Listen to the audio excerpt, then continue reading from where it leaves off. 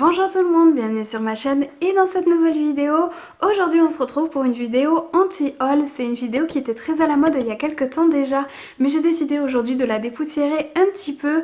Un anti-haul, c'est quoi? C'est tout simplement une liste de choses ou de produits qu'on ne souhaite pas forcément acheter. Sur la mienne aujourd'hui, j'ai une dizaine de produits, donc c'est parti, je vais vous expliquer pourquoi je ne les veux pas. Les premiers produits que j'ai sur ma liste, ils sont au nombre de 3, donc à savoir les petites palettes pastel de chez Huda Beauty que la marque a sorti très récemment. Je n'ai pas envie d'investir mon argent là-dedans pour deux bonnes raisons. La première, c'est que j'ai ma palette 35i de chez Morphe qui regroupe énormément de couleurs pastel et qui me satisfait totalement. Et la deuxième, j'en ai entendu parler quand même en négatif au niveau de la pigmentation et de la tenue des fards, et je trouve quand même assez dommage de payer assez cher une petite palette avec seulement une teinte dominante en fait, alors que moi dans ma palette Morphe j'ai tout l'éventail de couleurs à ma disposition. Le prochain produit, c'est aussi une palette de fard à paupières, mais là cette fois-ci on va partir chez Too Faced. C'est la palette avec les teintes rosées que la marque a sorti il n'y a pas très longtemps aussi.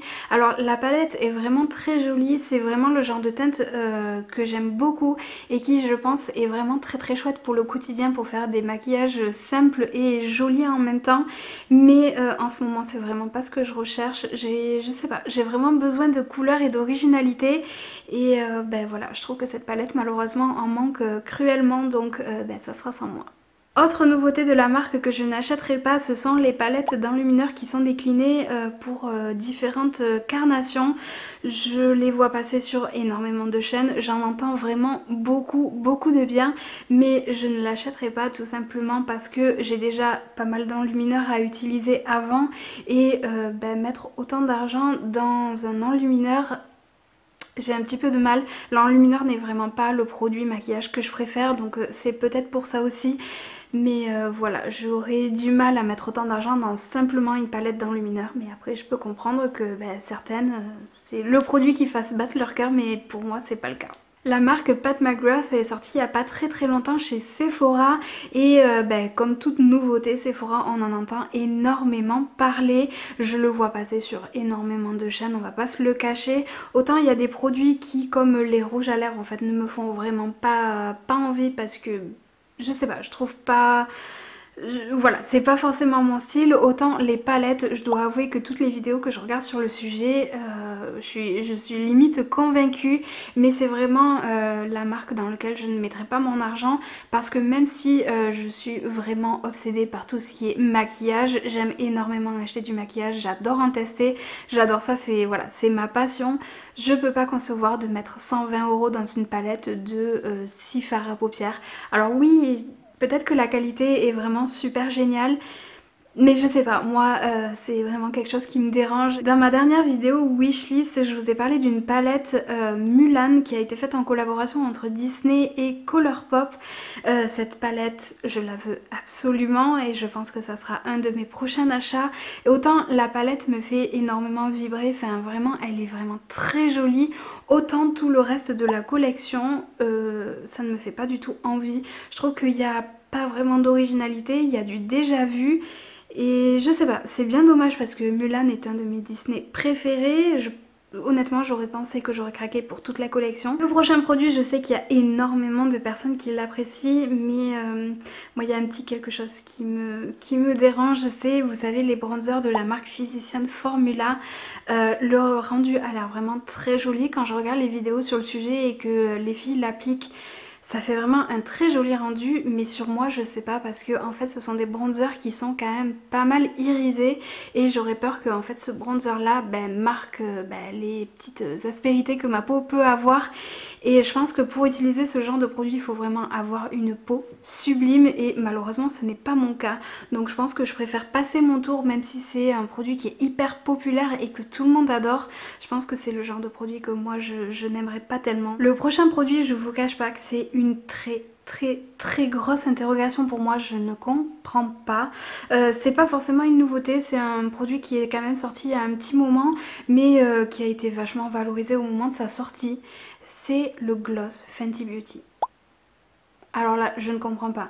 Mettre 18 € dans un gloss, bon, pourquoi pas, mais un gloss qui est transparent, qui est en fait un gloss hyper banal. Enfin je veux dire, à part le fait que ce soit la marque Fenty Beauty, je ne vois rien d'original, rien de qui change en fait. Enfin, alors là vraiment, je sais pas. Je sais pas, là pour vous montrer, j'ai un rouge à lèvres que j'ai eu chez Action pour 2-3 euros je crois, un truc comme ça. Enfin c'est la même chose, sauf que celui-ci en plus il a des paillettes, celui de Rihanna il en a pas. Donc à la limite, bon les paillettes, ok d'accord, mais un gloss sans paillettes à 18 euros, non en fait, enfin, on peut en trouver qui sont exactement pareils en grande surface ou même chez Sephora. Je suis sûre que la marque Sephora fait des gloss exactement les mêmes en beaucoup moins cher. Là c'est vraiment un succès que je ne comprends pas et ben en fait ça sera sans moi les gars. Parce que là vraiment je comprends pas. Autant les gloss vous savez un petit peu colorés, ils sont très jolis. Parce que là il y a quand même un petit jeu de couleurs en fait, notamment le rose. Je l'ai swatché déjà en magasin, il est vraiment très joli et je pense que pour l'été il sera vraiment très adapté. On va rester chez Fenty Beauty pour le prochain produit. Décidément c'est pas forcément une marque de maquillage qui m'attire énormément, mais on va parler des palettes de fard à paupières qu'elle a sorti il y a pas très longtemps. Il me semble qu'elles sont au nombre de 7 ou de 8 si je dis pas de bêtises. Évidemment au moment de la sortie tout le monde en a parlé et moi la première j'étais allée voir en fait sur le site pour m'en prendre une. Si je dis pas de bêtises j'avais craqué pour la numéro 3, celle qui avait les teintes rosées, si je dis pas de bêtises, sinon désolée. Et en fait plus le temps a passé, moins j'avais envie de l'acheter parce que je trouvais qu'elle manquait un petit peu d'originalité. Ce sont des palettes qui sont parfaites je pense pour un maquillage de tous les jours, pour aller au travail par exemple, mais pour des maquillages un petit peu plus sophistiqués, il manque quelque chose et ben voilà, je trouve que pour le même prix on peut avoir des palettes un petit peu plus grandes dans d'autres marques et ben voilà, je pense que c'est vraiment le manque d'originalité et de couleurs on va dire de cette collection qui font que j'ai pas très envie de les acheter. On va partir maintenant chez Kat Von D. La marque il n'y a pas très longtemps a sorti des blushs. Alors Kat Von D, le peu que j'ai testé de la marque, je trouve que c'est déjà une très bonne marque maquillage qui en plus est vegan et cruelty free s'il me semble bien. Donc du coup voilà, c'est une marque qui est vraiment très chouette. J'aime beaucoup leurs rouges à lèvres liquides qui sont vraiment super bien. Mais alors là les blushs, non ça passe pas. Alors déjà au niveau des packaging de la marque, ce n'est pas du tout mon style.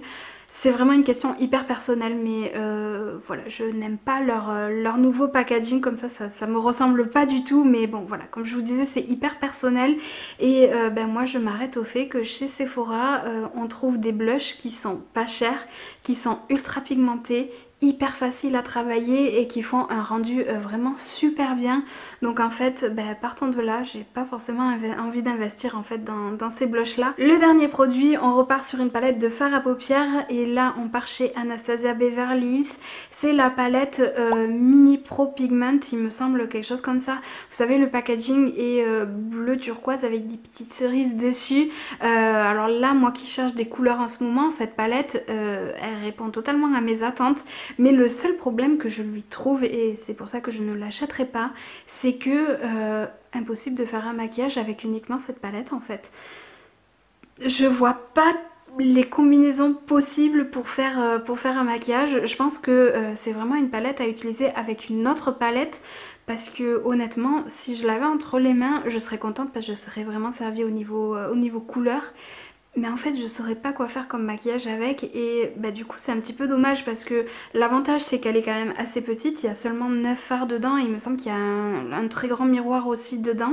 Mais en fait c'est une palette qu'on peut pas amener si on part en vacances ou en week-end parce que je pense qu'il faut vraiment une autre palette à côté pour pouvoir travailler en fait toutes ces couleurs là et pour ça je trouve que c'est dommage. N'hésitez pas à me donner en commentaire votre liste anti-haul ou à me dire si jamais on a des produits en commun. Si jamais cette vidéo vous a plu, n'hésitez pas à laisser une petite interaction avant de partir comme d'habitude.